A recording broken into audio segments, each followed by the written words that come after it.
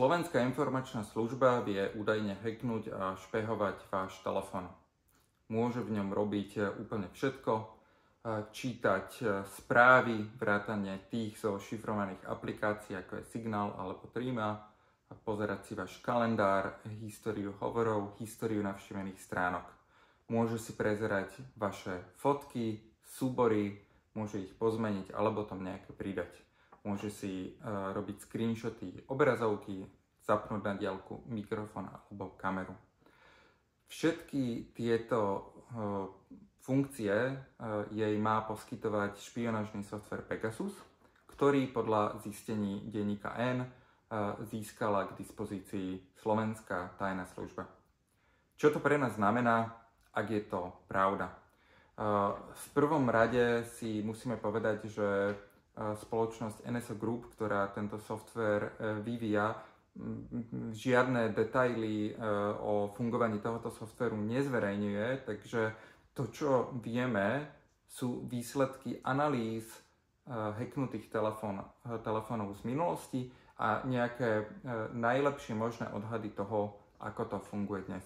Poďme sa pozrieť na to, ako to funguje, prečo sa dajú odpočúvať alebo získavať informácie aj zo šifrovaných aplikácií, ako sú Signál alebo Threema, ako sa brániť a ako zistiť, či som sa ja stal obeťou.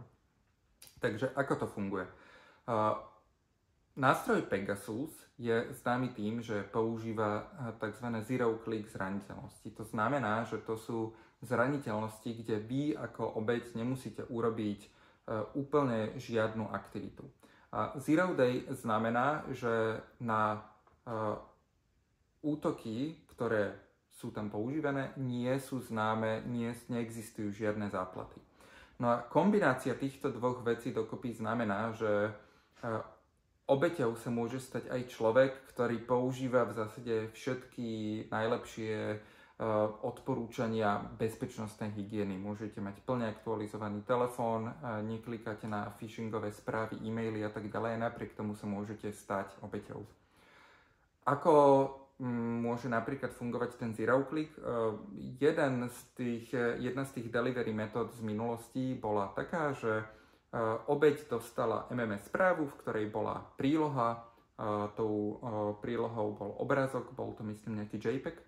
A softwarový komponent knižnice, ktoré dekoduje tento obrázok, obsahovala chybu, zraniteľnosť, cez ktorú potom ten obrázok dokázal docieliť spustenie nejakého kódu. Teda v tomto momente už je do nejakej miery váš telefón pod kontrolou softwaru Pegasus.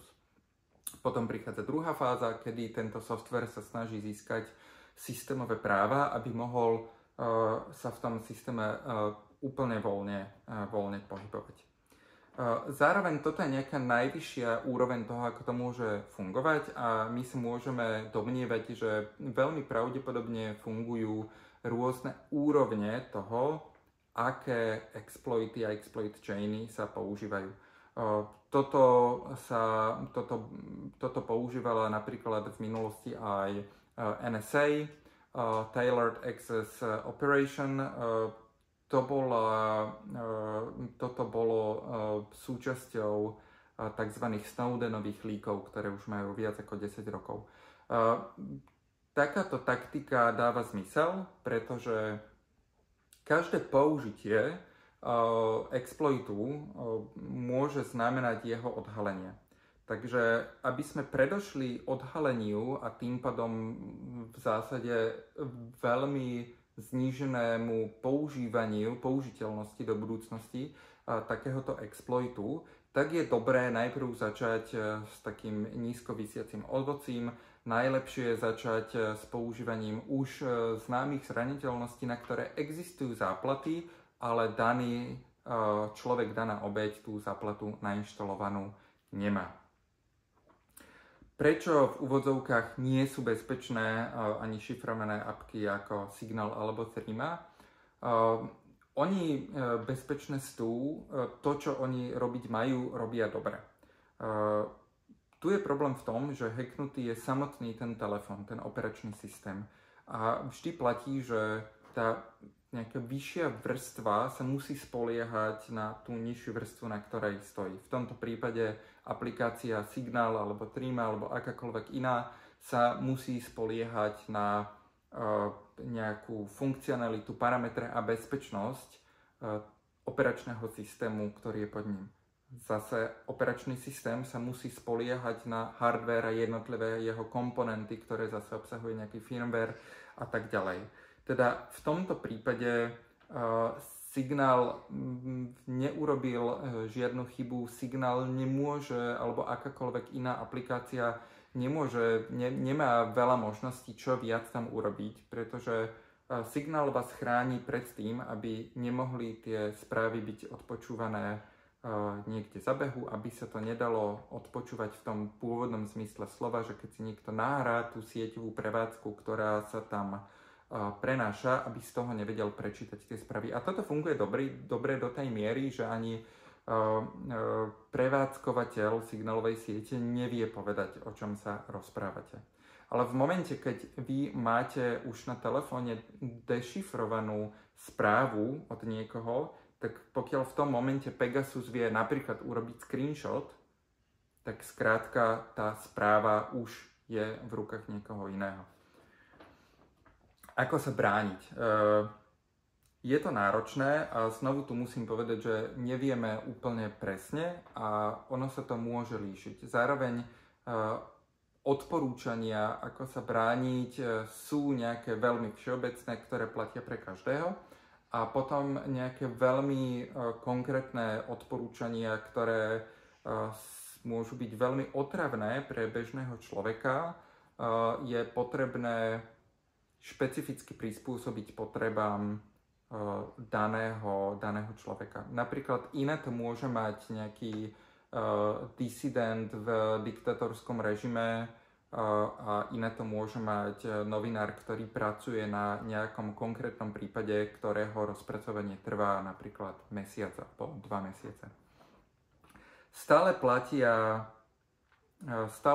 také tie základné bezpečnostné odporúčania, že treba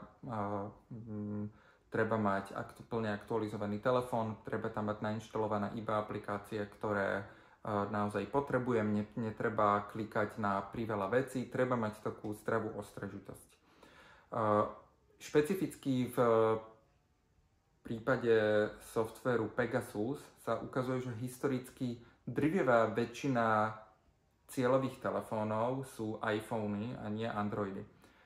Znamená to, že iPhone je na tom bezpečnostne horšie, môže to tam byť, to tak byť, ale zároveň nevieme, kľudne to môže byť aj tým, že väčšina tých cieľov, ktoré sú dostatočne high profile na to, aby boli v hľadačiku tajných služieb, skrátka používajú iPhony. Dnes platí v kyberbezpečnostnej komunite taký názor, že najbezpečnejším riešením je používať telefón, na ktorom bežíte operačný systém Graphene OS. Je to modifikovaná verzia Androidu, ktorá je postavená hlavne na to, aby bola veľmi bezpečná. Nie je to zároveň niečo, čo viete začať používať úplne rovnako jednoducho ako nejaký nový telefón s iPhoneom alebo Androidom. Je dobré, pokiaľ vás tým na úvod niekto prevedie, niekto, kto to pozná. Napríklad sa tam iným spôsobom inštalujú aplikácie a vedie tam byť nejaké špecifika. Zároveň je to ale normálny, funkčný, moderný operačný systém, ktorý po nejakom úvodnom zaškolení dokážete úplne spokojne používať. V prípade, že ide o naozaj nejaké high profile ciele, tak to treba kombinovať s nejakými obsek pravidlami, čiže nejaké pravidla toho, ako sa správať. A napríklad v niektorých prípadoch môže byť vhodné používať nejaký primárny telefón, na ktorom robím skoro všetko a počítam s tým, že potenciálne mi ho môžu vyhackovať a špehovať ho. A zároveň mať druhý telefón z Graphene OS, ktorý používam iba s veľmi malou skupinou ľudí a ideálne počítam s tým, že niekto, kto chce na mňa zaútočiť, o tom nevie. Ľudia sa často pýtajú, či pomáha nejaké pravidelné reštartovanie telefónov. Môže pomôcť, pretože niektoré typy útokov nie sú persistentné skrz reštart, niektoré persistentné sú. Ako zistiť, či som obeťou? Existuje Mobile Verification Toolkit, je to projekt, ktorý je verejne open sourceový, prístupný na GitHube. Zároveň je to niečo, čo nie je úplne triviálne na používanie, nie je to nástroj, ktorý si vie každý stiahnuť a používať. Je dobré, aby ste sa obrátili na nejakého bezpečnostného experta, alebo teda aspoň technologického experta. Zároveň je dôležité, aby to bol niekto, komu veríte, pretože tento nástroj robí analýzu, pričom robí analýzu zálohy vašeho telefónu, pričom keby toto robil niekto, keby ste túto prácu dali robiť niekomu, komu neveríte, alebo kto má nejaké zlé úmysly s vami, tak práve vy mu odovzdávate zálohu so všetkým tým, čo chcete principiálne chrániť. Veľmi dôležité je tu povedať to, že výsledok takejto analýzy toho, že či vy ste obeťou, môže mať dva stavy. Po A je to pozitívny výsledok, že áno, preukázali sme, že vy ste obeťou, alebo je to po B, nevieme povedať. Nikto vám nevie s určitosťou povedať, či váš telefón alebo vaše zariadenie bolo hacknuté nástrojom Pegasus. Dokáže to v zásade povedať iba prevádzkovateľ systému Pegasus. Medzi ľuďmi kolujú často také povery, že ako to rozoznať, že napríklad či sa mi prehrieva telefón a podobne. Toto môže a nemusí byť pravda a veľmi pravdepodobne to pravda nie je, pretože áno, v prípade, že by niekto takým veľmi hrubým spôsobom vykonával nejaké akcie na vašom telefóne, že napríklad spustí na pozadí nahrávanie a začne robiť nejakú analýzu nad vašimi fotkami alebo ich začne uploadovať, tak by sa ten telefón začal prehrievať. Zároveň je veľmi jednoduché toto zabezpečiť takým spôsobom, aby sa tieto operácie, tieto špehovacie operácie vykonávali buď v nejakom veľmi pomalom režime, alebo práve vtedy, keď sa váš telefón nabíja, keď je na nabíjačke a je teplý, tak či tak.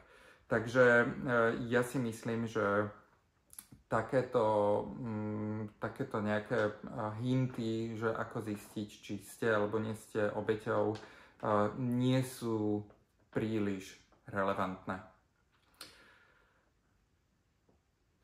Buďte v bezpečí, dávajte si pozor, túto tému budeme sledovať a pokiaľ ku nej príde niečo nové, tak vám dáme vedieť. Ja som Tomáš Zaďko zo spoločnosti Citadelo.